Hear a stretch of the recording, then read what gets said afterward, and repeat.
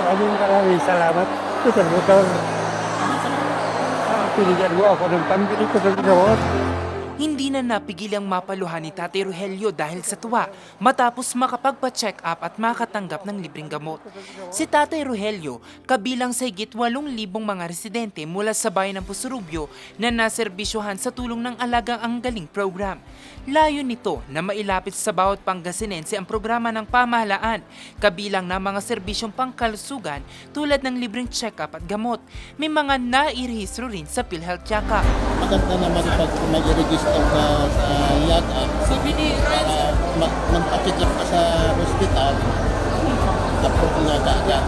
Ganda kasi marami silang tinutulungan, lalo na yung mga mahirap na walang pera.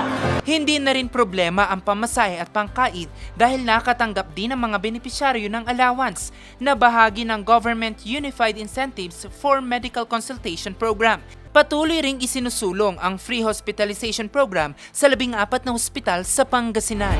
Nung nagkasakit ang mama ko, wala din kaming binayaran doon. Pagka ako nagpapakonsulta, lahat po laboratory, libre po. Bukod sa serbisyong medikal, nag-alok din ng employment assistance sa mga naghahanap ng trabaho, veterinary services at iba pa.